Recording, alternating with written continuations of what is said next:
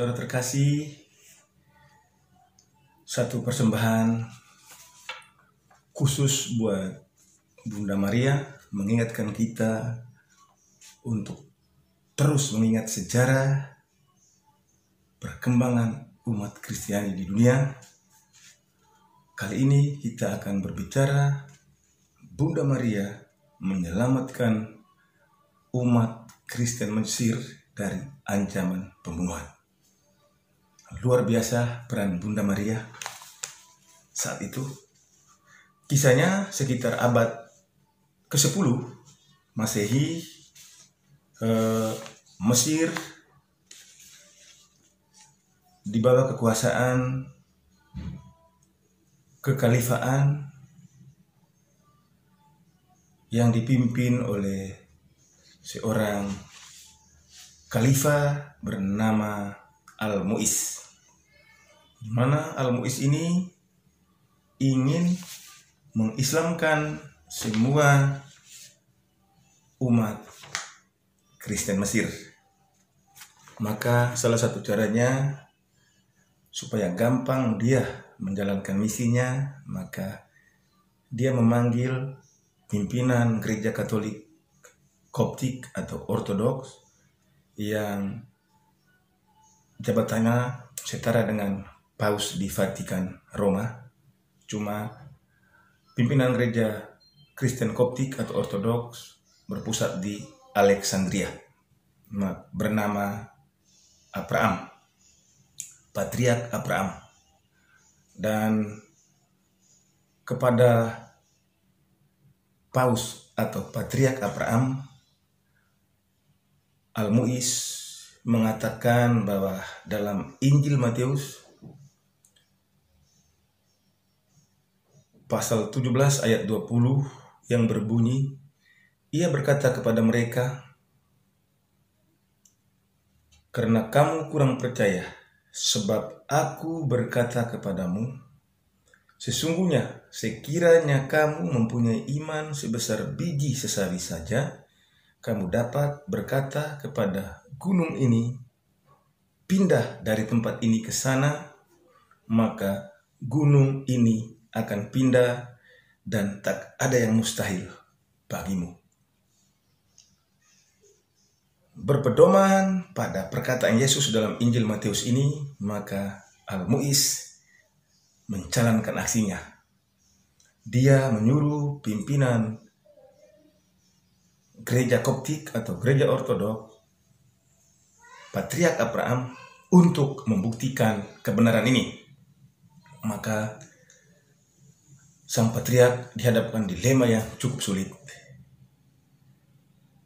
Dengan sanksi yang diberikan kepada patriark beserta umat Kristen Mesir, yaitu ada 3 opsi, 3 pilihan, yaitu pertama, mereka semua wajib memeluk agama Islam.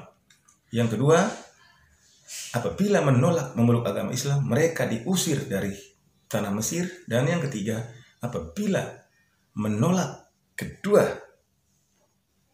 poin tersebut, yaitu 1, meninggalkan Kristen dan masuk Islam atau keluar dari tanah Mesir, apabila menolak ini, maka umat Kristen Mesir dibunuh. Itulah ultimatum yang diberikan kepada sang patriark Abraham. Maka Abraham pun meminta waktu 3 hari untuk membuktikan kebenaran daripada Injil Matius tersebut. Maka sang Abraham mengumpulkan para biarawan-biarawati, menyerukan untuk berpuasa dan berdoa selama 3 hari 3 malam, dan menyerukan kepada seluruh umat Kristen Mesir untuk melakukan hal yang sama, berdoa dan berpuasa selama 3 hari penuh. Tepat di hari ketiga, sebelum fajar mulai menyingsing di ufuk timur, Patriark Abraham didatangi Bunda Maria.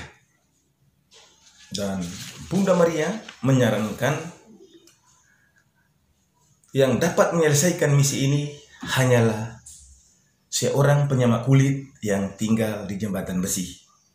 Maka Patriark Abraham pun menemui sang penyamak kulit di dekat jembatan besi, dan sampai di sana ia menemui seorang yang cacat matanya, yaitu buta sebelah matanya, bernama Simon, sang penyamak kulit.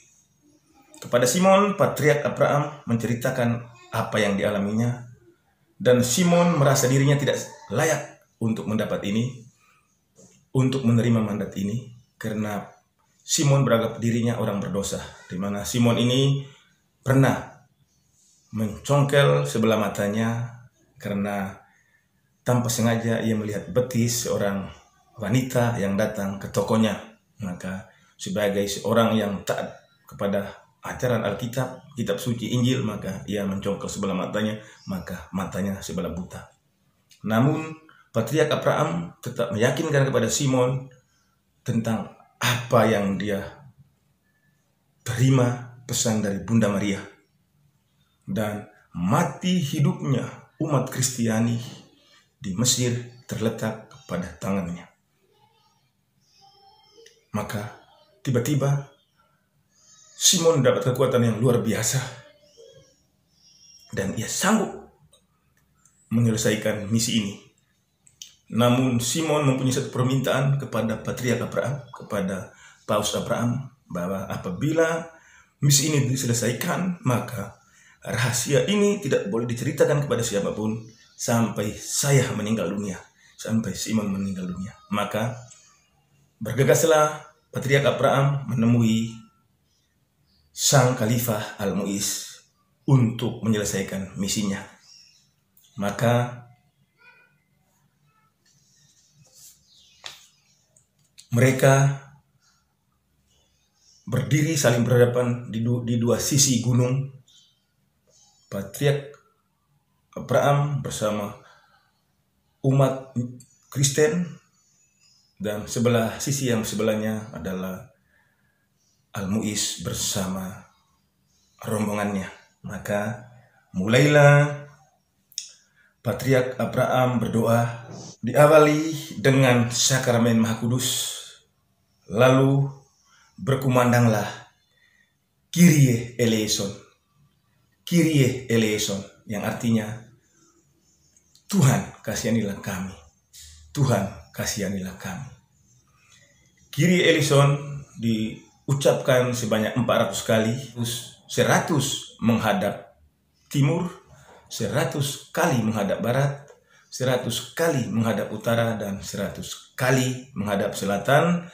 Setelah itu mereka semua bersujud syukur, dan seketika Patriark Abraham berdiri dan memberikan tanda salib ke arah gunung Mukatam, dan tiba-tiba gunung Mukatam terangkat dari tanah, melayang, dan mereka terus memuji dan memuliakan Tuhan sampai akhirnya gunung Mukatam terangkat dan bergeser ke sebelah barat Kairo sejauh 3 kilometer. Menyaksikan kejadian itu, Al-Mu'iz ketakutan dan berlari menghampiri Patriark Abraham dan meminta segera menghentikan doanya. Kalau tidak, kota Kairo yang sedang dibangunnya dengan susah payah akan hancur berantakan. Maka Patriark Abraham pun menghentikan doanya, dan Al-Mu'iz berteriak, Allah Maha Besar, Allah Maha Besar. Dan dia berkata, segala sesuatu yang ia bangun dengan susah payah ternyata sia-sia. Maka keesokan harinya ia menemui Paus atau Patriark Abraham untuk dibaptis. Ia melepaskan jabatannya, melepaskan hartanya, melepaskan istri-istrinya, menceraikan istri-istrinya, dan menjadi pengikut Kristus dengan nama Stefanus. Sampai akhir hayatnya ia menyendiri di padang gurun. Saudara-saudara, untuk menghormati, untuk mendedikasikan keajaiban ini, maka saat ini di Gunung Mokatam atau di Bukit Mokatam didirikan sebuah gereja yang luar biasa. Gereja ini berada di dalam tanah, di dalam bukit. Gereja ini namanya adalah Gereja Santo Simon, atau nama di sananya adalah Gereja Simon de Tanner. Tapi gereja ini lebih dikenal atau lebih populer dengan namanya Gereja Sampah karena berada di pemukiman kumuh di kota Kairo. Dan gereja ini bisa menampung 10.000 jemaat. Dan gereja inilah bukti penyertaan Bunda Maria untuk menyelamatkan umat Kristen Mesir. Maka jangan pernah lupa berdoa kepada Tuhan lewat perantaraan Bunda Maria. Karena Bunda Maria selalu sering menampakkan diri, sering mendoakan kita apabila kita meminta kepadanya. Saudara-saudara, demikian sepenggal cerita kisah berpindahnya Gunung Mokatam, dan sejarah ini tercatat dalam sejarah bangsa Mesir. Saudara-saudara, itulah keajaiban.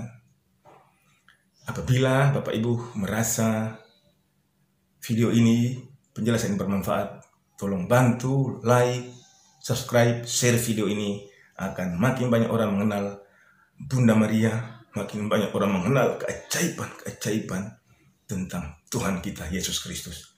Terima kasih. Tuhan Yesus memberkati kita semua. Amin.